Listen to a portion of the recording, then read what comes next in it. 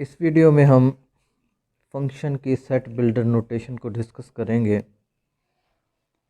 Set builder notation for a function. तो अभी तक हम सेट ही को जो कि टेबुलर फॉर्म या डिस्क्रिप्टिव फॉर्म में था उसको हम सेट बिल्डर नोटेशन में लिखते आए हैं। आज हम एक फंक्शन को जो है उसको सेट बिल्डर नोटेशन में लिखेंगे। मेरे पास एक फंक्शन है और इसके जो ऑर्डर्ड पेयर हैं वो है 1 1 2 4 3 9 4 16 अप टू सो ऑन। ये मेरे पास एक फंक्शन है। तो इन्फिनिट जो है हमारे पास इसके ऑर्डर्ड पेयर्स हैं और सेट बिल्डर नोटेशन जो होती है वो इन्फिनिट सेट्स के लिए सूटेबल होती है। तो पहले मैं इसकी डोमेन आपको बता दूं। जो इस फंक्शन की जो डोमेन होगी वो होगी 1 2 3 4 अप टू सो ऑन। यानी कि 1 से 1 लिया, 2 लिया, 3 लिया, 4 लिया, यानी पहले एलिमेंट को आप ले रहे हैं। तो ये आप देख रहे हैं कि ये जो है सेट ऑफ नेचुरल नंबर है, नेचुरल नंबर्स। अच्छा, अगर हम इसकी रेंज की बात करें तो रेंज में आपको पता है हम ऑर्डर्ड पेयर के सेकंड एलिमेंट को लेते हैं। 1 आ गया, 4 आ गया, 9 आ गया, 16 अप टू सो ऑन। अब हम इसकी सेट बिल्डर नोटेशन लिख रहे हैं फंक्शन की। तो इसके क्योंकि एलिमेंट ऑर्डर्ड पेयर की शक्ल में है तो एक ऑर्डर्ड पेयर आप इस तरह लिख देंगे जिसमें पहला जो एलिमेंट है वो x ले लेंगे, दूसरा जो ऑर्डर्ड पेयर का एलिमेंट है y ले लेंगे, सच दैट। अच्छा, उसके बाद आप ये देखें कि जो हमारे पास डोमेन के एलिमेंट हैं इस और रेंज के एलिमेंट, इन दोनों पर आप गौर करें। 1 का 1 आ रहा है, 2 का 4 आ रहा है, 3 का 9 आ रहा है, 4 का 16 आ रहा है।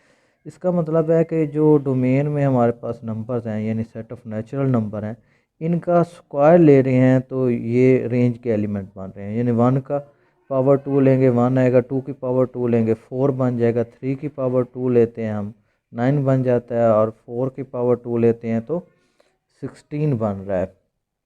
तो इसका मतलब ये होगा कि ये जो x है ये डोमेन के एलिमेंट को ज़ाहिर कर रहा है और y जो है रेंज के एलिमेंट को ज़ाहिर कर रहा है। तो डोमेन का एलिमेंट की हम पावर 2 लेते हैं तो रेंज के एलिमेंट यानी y बनेंगे। और जो x है हमारे पास यानी ये x है, ये सेट ऑफ नेचुरल नंबर से लिया गया। तो ये इसकी सेट बिल्डर नोटेशन बन जाएगी। तो इसी तरह जो है कुछ और फंक्शंस हैं जिनकी सेट टू बिल्डर नोटेशन दी हुई है बुक में। एक है हमारे पास linear linear function.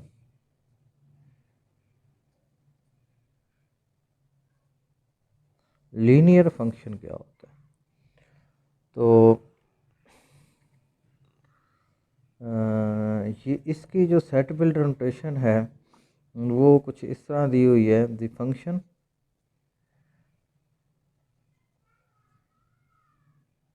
Function x y such that, यानी कि यहाँ तक तो सेम है। उसके बाद है y is equal to m x plus c. अब इसमें जो है m और c जो है ये नंबर्स होंगे और ये वेरिएबल हैं, और इस तरह की जो फॉर्म होती है उसको हम कहते हैं is called linear function. Linear function, ये लीनियर फंक्शन तब होगा जब वेरिएबल्स जो हैं एक्स और वाई उनकी पावर 1 होगी, तो हम कहते हैं ये लीनियर फंक्शंस हैं। तो अब इसका जो ग्राफ होता है, अगर हम इसका ग्राफ बनाएं, ग्राफ ऑफ दिस फंक्शन इस तरह का जो फंक्शन होता है उसका ग्राफ इज स्ट्रेट लाइन, एक सीधी लाइन होती है, स्ट्रेट लाइन होती है। Graph of this function is straight line. उसके बाद देखते हैं हम quadratic function. Quadratic function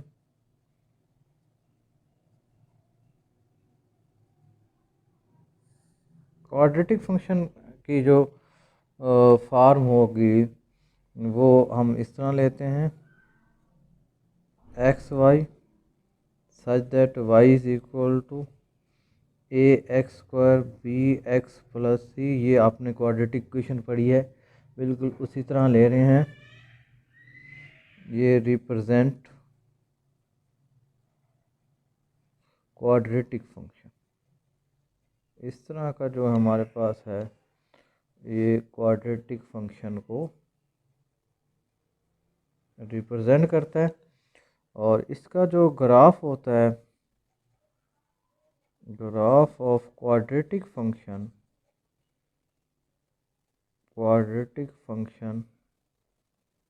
is parabola. इसका जो ग्राफ बनता है वो पैराबोला बनता है। अब स्ट्रेट लाइन का मतलब तो क्लियर है कि कोई भी स्ट्रेट लाइन होगी, ये ग्राफ हो गया।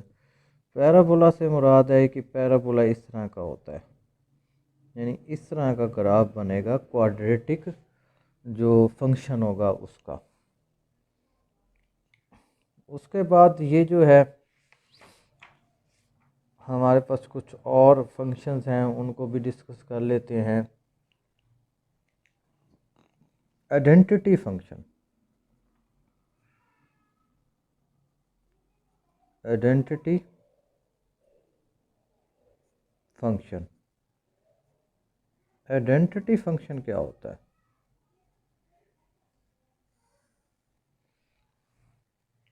आइडेंटिटी फंक्शन की जो सेट ऑफ बिल्डर नोटेशन है वही मैं लिख देता हूँ, x y such that y is equal to x.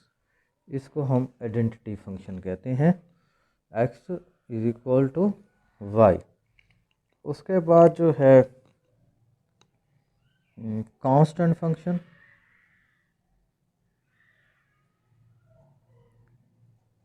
Constant function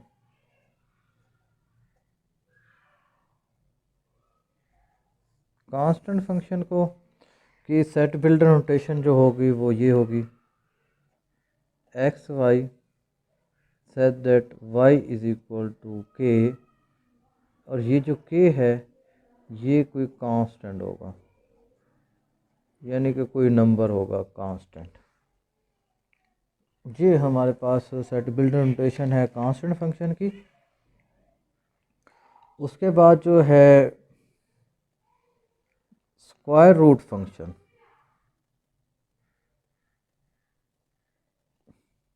square root function. Square root function जो है हमारे पास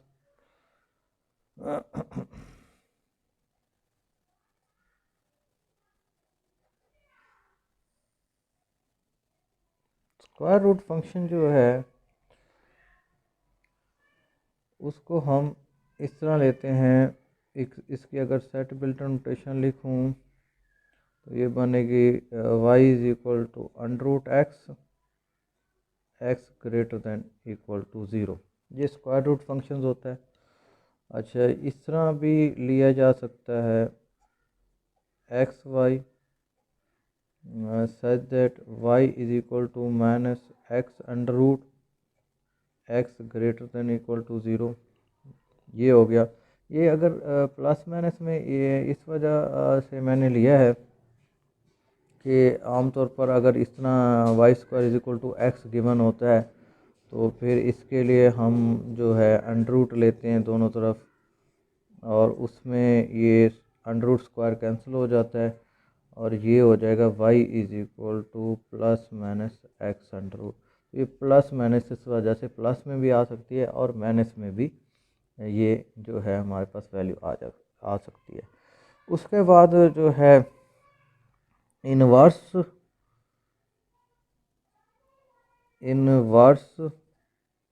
ऑफ फंक्शन, यानी कि हम जो है किसी भी फंक्शन का जो है इनवर्स कैसे फाइंड करेंगे। अच्छा, फंक्शन का भी ले सकते हैं और हम रिलेशन का भी इनवर्स ले सकते हैं। तो इसमें जो है अगर तो हमारे पास कोई ऑर्डर्ड पेयर्स में दिया हुआ है, लेट्स सपोज कि हमारे पास एक रिलेशन है 1 2 3 4 5 और 6। तो अब हमने इसका इनवर्स निकालना है। तो इनवर्स निकालने का बड़ा सिंपल तरीका है कि आप जो ऑर्डर पेयर के एलिमेंट हैं उनकी जगह चेंज कर दें, यानी सेकंड को फर्स्ट की जगह और फर्स्ट को आप सेकंड की जगह ले आएंगे, यानी 2 1 हो जाएगा। इसी तरह ये 4 3 हो जाएगा और ये जो है 6 5 हो जाएगा। ये तो ऑर्डर्ड पेयर में अगर आपको गिवन है तो फिर इस तरह आप लेते हैं। तो अगर आपके पास जो है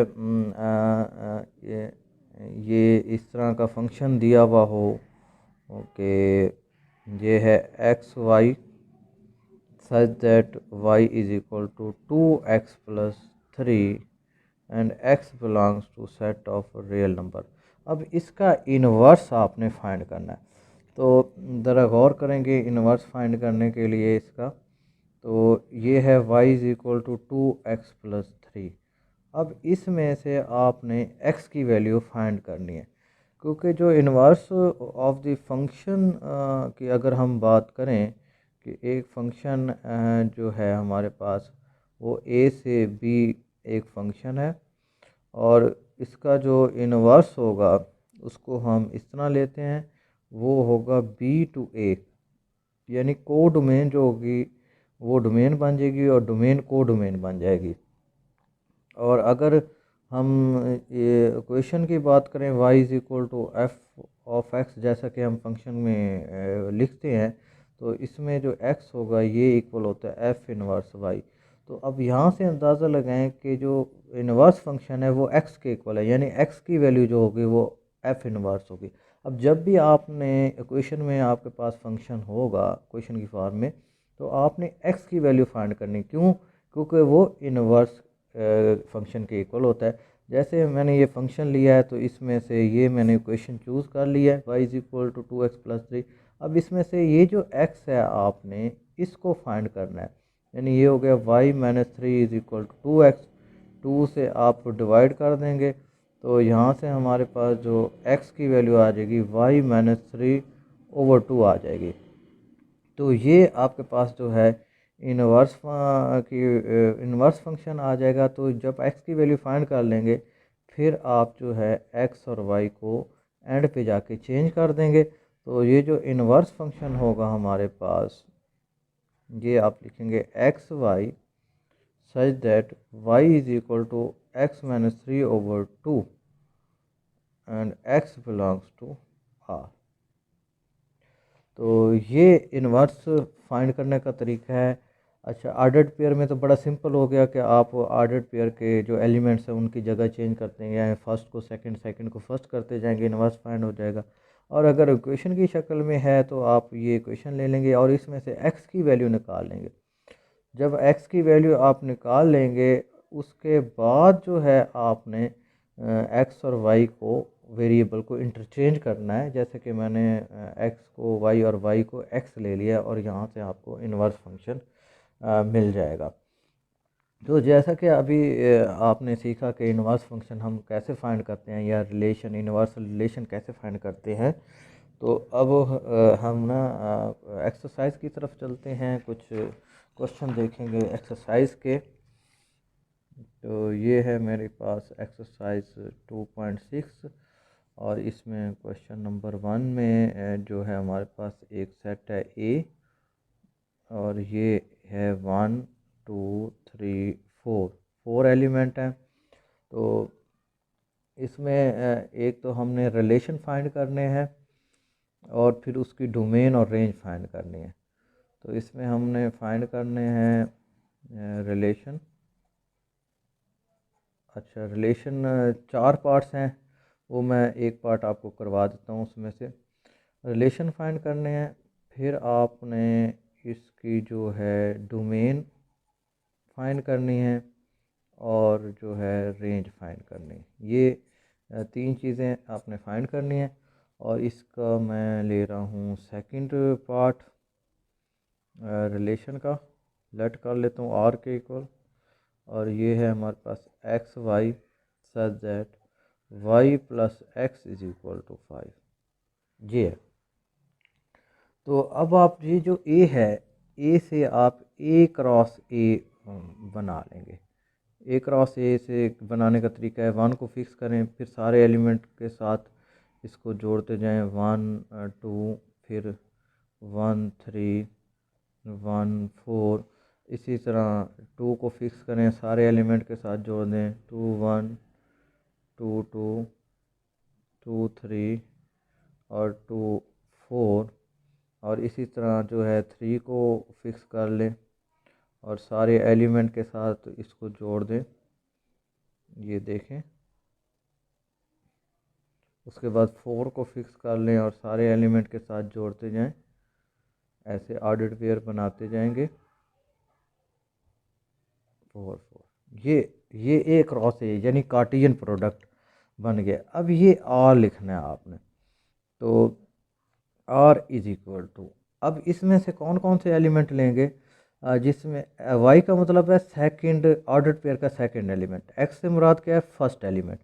तो वो कह रहा है फर्स्ट और सेकंड एलिमेंट को जब आप दोनों को ऐड करें तो 5 बने। अब इसमें से देखें, ये 1 + 1 2 बनेगा, 1 + 2 3 बनेगा, 5 बनना चाहिए, ये 5 बन रहा है। इसको मैं ले लेता हूँ, 1 + 4 5 बनेगा।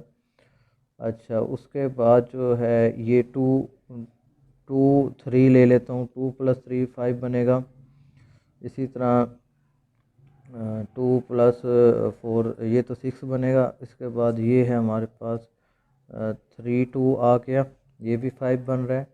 और ये है 4 और 1, ये भी 5 बनेगा। बाकी कोई भी ऑर्डर्ड पेयर ऐसा नहीं है जिसका दोनों एलिमेंट ऐड करें 5 बने। ये आपके पास आ गए। अब इसका आप डोमेन लिखनी है। डोमेन में क्या होता है, फर्स्ट एलिमेंट को लिखना होता है, 1 2 3 और 4, ये एक इक्वल आ गए। उसके बाद आपने इसकी जो है रेंज लिखनी है। रेंज में आपने सेकंड एलिमेंट को चूज़ करना है, 4 3 2 और 1 है। ये मैं लिख देता हूँ 1 2 3 4 तरतीब में, ये भी ए के इक्वल आ रहा है। तो ये हो गया इसका। अब हम अगर हम इसकी जो है बनाना चाहें डायग्राम, ग्राफ बनाना चाहें, तो ये कुछ इस तरह बनेगा। ये ओरिजिन ले लेते हैं, 1 ले लें, 2 ले लें और 3 ले लें और इधर 4 ले लें। ये 1 ले लें, 2 ले लें, 3 ले लें और ये 4 ले लें। अब ये देखें कि पहला ऑर्डर पेयर है 1, यहाँ देखेंगे फर्स्ट को आपने एक्स एक्सिस पर देखना है, और 4 जो है ऊपर की तरफ जाएंगे, ये पॉइंट बन जाएगा। उसके बाद है 2 3, ये है 2 और ये है 3, ये 2 3 हो गया। 3 2, ये 3 है, ये 2 है, ये 3 2 हो गया। 4 1, ये 4 है और ये 1 ऊपर चले जाए। तो ये पॉइंट जो नज़र आ रहे हैं, यही इसका जो है ग्राफ होगा। तो उसके बाद मैं इसके जो है क्वेश्चन नंबर 4 की तरफ चलता हूँ। क्वेश्चन नंबर 4, क्वेश्चन नंबर 4 में क्वेश्चन नंबर 4, एक तो हमने इसमें फाइंड करना है इनवर्स, इनवर्स ऑफ रिलेशन, या आप कह सकते हैं फंक्शन, जो भी हमें गिवन होगा।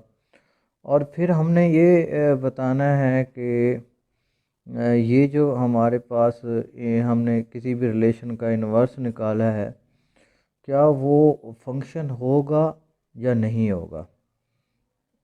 टेल वेदर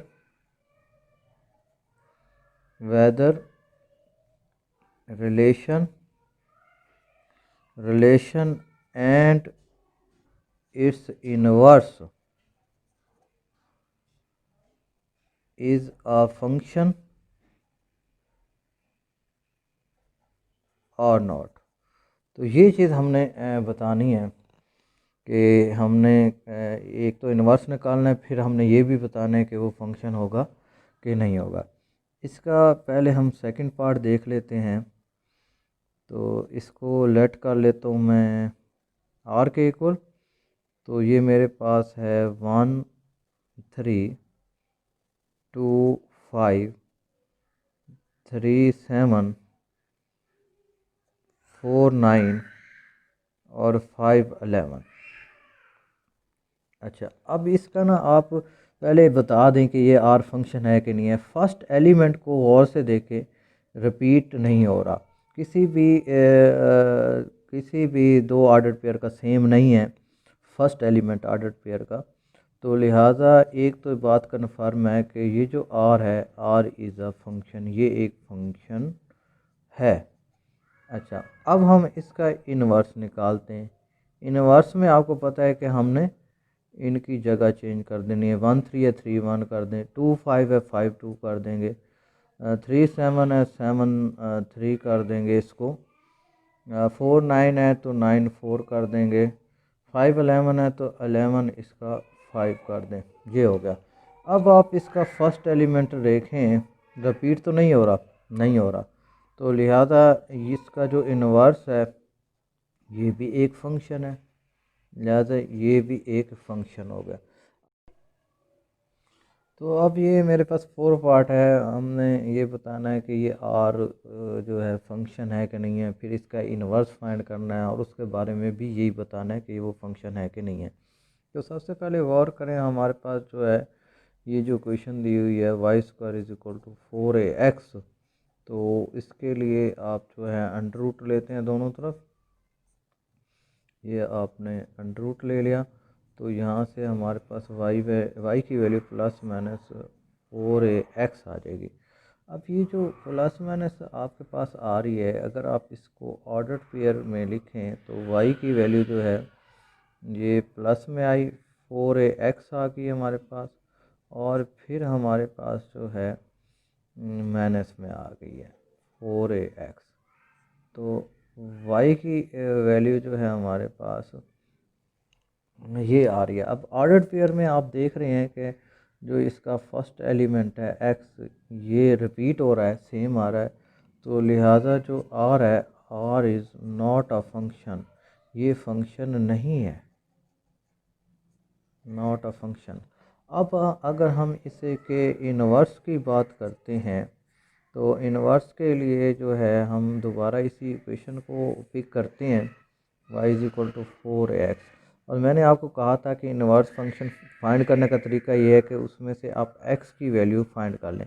x की वैल्यू हो जाएगी 1/4a y का स्क्वायर। तो अब ये जो है हमारे पास ये हो गया, ये हमारे पास आ जाएगी x की वैल्यू। तो अब ये जो इन्वर्स है हमारे पास, ये हम इस तरह लिखेंगे एक्स वाई सच दैट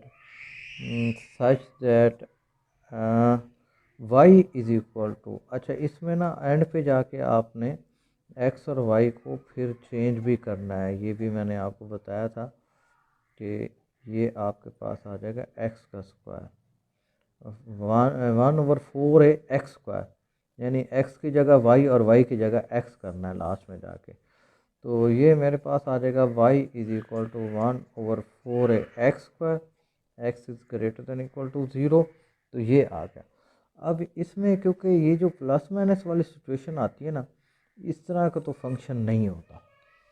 तो इसमें तो हमारे पास क्योंकि y की पावर 1 है, x पर पावर 2 है, तो लिहाजा ये सिचुएशन इधर नहीं हो सकती। तो इस केस में ये जो हमारे पास r इनवर्स होगा, ये फंक्शन होगा, इट इज़ ए फंक्शन। अब यहाँ से अंदाज़ा हुआ कि ये जो है रिलेशन ख़ुद तो फंक्शन नहीं था, लेकिन इसका इन्वर्स जो है वो एक फंक्शन है। तो ये याद रखेंगे जब भी आपके पास प्लस माइनस वाली सिचुएशन आए, अंडर रूट लें, इस तरह का जो हमारे पास फंक्शन, ये जो रिलेशन होगा ये फंक्शन नहीं होगा। तो मैं उम्मीद करता हूँ आज का लेक्चर आपको समझ आया होगा। इसी के साथ इजाज़त चाहता हूँ। अल्लाह हाफ़िज़।